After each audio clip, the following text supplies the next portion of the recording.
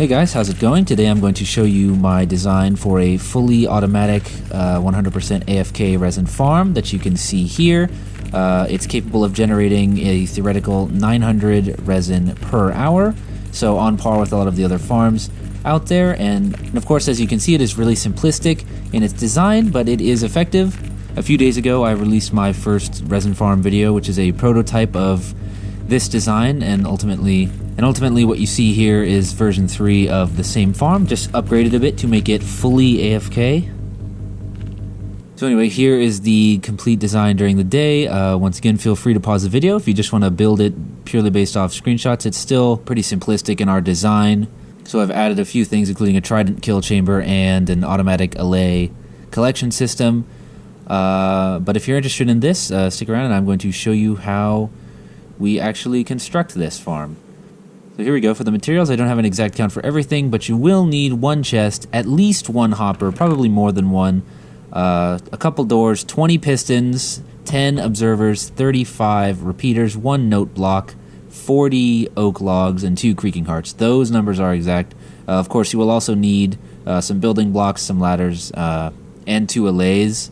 And as far as glass goes, I think I've put 5 stacks here, but depending on what variant of the farm you wish to build, you may need less or you may need more glass. It's really up to you. So as far as actual construction goes, you're going to start by building a 10 block stack of building blocks. This is just going to be your ladder way up into the farm. And if you're going to follow this tutorial exactly, I am going to actually switch this ladder to the other side and make a few other changes along the way, but I will let you know in advance for those. So basically, just starting off really similar to our original design, we're going to build this ladder 10 blocks high, only 10 blocks this time, and we're going to surround it with a glass platform. I believe right here I'm building a 5x6, but the size of the platform really is arbitrary because I'm going to add on to it a little bit later. It does not have to be exact in any way, but what does need to be exact here is we're going to build this 11 by 11 glass platform to build our tree core on. So 1 with 5 on either side. There we go. So that's 11, and extend out to 11 in this direction. So then we're just going to finish and fill in our glass platform like this. So again, 11 by 11 glass platform. This is the one that you do want to have those measurements correct. And so then, just like last time, we're going to find our center of our 11 by 11 square, which is right here. And we're going to go down, place 1 oak log, and surrounded by 8 pistons. And so for this core, we actually are going to put 2 creaking hearts inside of the core. The design of the core will remain the same, so it'll be 4 blocks tall oak logs with 1 and 2 creaking hearts inside. And be sure that they're surrounded top and bottom oak logs. Make sure they're both active, which they are. And so then we're just going to build around this our fake tree trunk, our tree core, which will actually collect the resin. And we want that to be 4 blocks tall. It really doesn't need to be much bigger than that. And so going up to the top, we have our temporary blocks here, just so we can get our top set of pistons facing down. So we need to go down, and we're going to place the pistons with 1 block of space above. So 1 block of space above, pistons pointing downward. So this is just going to shake our tree up and down here and make the resin fall off. So now we are going to make our first new modification from the original design. We're going to place 4 blocks. It doesn't necessarily have to be by the ladder. That is where I've chosen to put it. So we're going to place 4 blocks, and we're going to build a Trident killer here. This will actually be the creaking spawn zone. So we're just going to build this real quick. And if you do not know, if you're not familiar with the Trident killer concept, basically just follow this. You need to place 4 pistons and 8 observers in this specific configuration here. Show you from above. Feel free to pause. Just make sure it's just like that, and this will work fine. And in order to contain the creaking, I want to build two blocks tall of glass around, just so so the creaking will spawn in here and they cannot escape. And also the function of the Trident killer allows us to have an area large enough for 2 creaking to spawn. And I'm going to build a small AFK area out of glass here. And of course, that is the moment where I realized the ladder was on the wrong side. So just a quick cut, and we've changed it. And of course, add some doors. So that completes our AFK room, and we can activate the killer with a lever, just like that.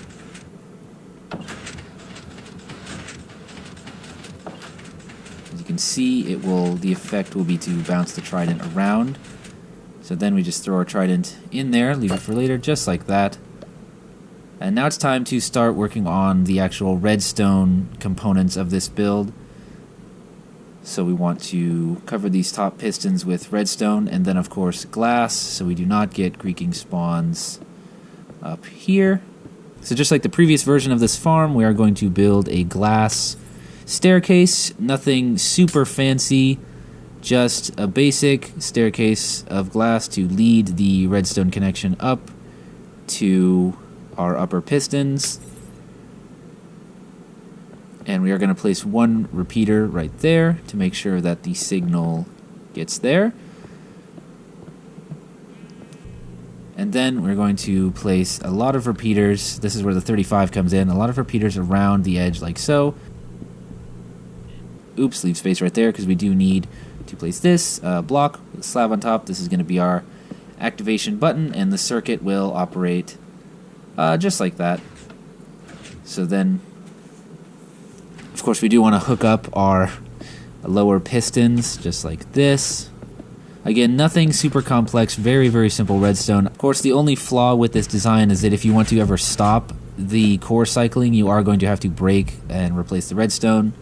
But anyway, to set our delay, you're just going to go around and set all of the repeaters to maximum delay, which will give the resin enough time to accumulate on the core. And so you'll see again, if I push this button, there's a decent delay in between. Moving on to the allay collection system, there's no real limit to how you can build this, but mechanically, as far as redstone goes, you're just going to need two observers facing each other to create this infinitely looping circuit attached to a note block. Now, this will get a little bit annoying, so I'm going to put an oak plank under here to kind of mute the note as much as possible. And of course, you can put a redstone and a lever to turn it off when you're not using it, just like that, to keep the noise down. And like I said, this is going to be our collection system, so we're just going to put a chest down there and attach some hoppers like this. You can put your own variation on this, the actual amount of hoppers or chests, like I said, but the gist of it is we're going to want at least 2 hoppers by the note block covered in carpet, again to prevent creaking spawns. And then what we want to do is surround this setup with glass so that the allays do not get confused. And for those who actually don't know, the allays will be attracted to the note block and will throw the items that they have collected at the note block. So that is the function of the note block and the hoppers. So not the best design element on my part, just a ladder going up to that chest. Obviously, you don't have to follow that. You can do whatever you want. But anyway, we're going to get our allays here. I would recommend at least 2. You can always have more, but you're going to give them resin. And you'll see here, if we activate this note block, the allays will then be attracted to it, and they will throw their resin at the note block. And if they miss, the good news is they will just pick up the resin and throw it again, and that will repeat. So that guarantees that the resin will actually make it into those hoppers, as you can see here. And once it becomes night, the creakings will spawn, and you activate the Trident killer, and you see the Trident will actually register a hit on the creaking, causing the resin to form on the tree. And then if we activate our circuit, you can see that the farm is now fully operating. Once the farm is active at night, no player interference is required. As you can see, our second creaking has spawned. And so yeah, you just run it like this. The only thing is that the noise may get a little bit annoying, but if you're AFK anyway, that is just perfectly fine. So from manual operation of the first prototype, I got about 5 stacks in one night, which works out to about 900 resin per hour. So So that is going to be our theoretical yield for this farm. I think for most players' purposes, that is a perfectly acceptable amount. Now, as far as we are concerned, mechanically, the farm is now complete, but I want to address a few issues and their optional solutions. You'll see that during the day, no resin is going to be generating, which will cause the allays to kind of wander off, as allays love to do. So there's a few ways to accommodate that. The easiest way is to just put a fence block and a carpet over it to prevent spawning, of course. To kind of keep them contained during the day, but unfortunately that does mean that you will have to release the allays every night. However, if you really want to keep them fully contained, this is a little bit more resource costly, but you can take glass like I've done for this example here, and I've actually surrounded this farm completely by glass, which means that the allays don't need to be tethered and they cannot escape so long as you put a trapdoor at the entrance and make sure all of your exits are covered. As we can see here, the allays, they cannot get out, so you won't need to worry about them wandering off. But again, the trade-off here is that is going to be a lot more glass blocks that you are going to have to obtain. But anyways, yeah, this is my updated design of the original farm. It is now fully automated and therefore a 100% AFK resin farm. As far as redstone engineering, it's not necessarily the most advanced design out there, but for someone like myself with limited or, beginner redstone knowledge, this farm is very easy to construct and to modify if you wish to do that. But anyway, I hope you guys like it. Happy resin farming. If you have any questions, suggestions, or modifications, please let me know down in the comments below. And thank you so much for watching, and until next time.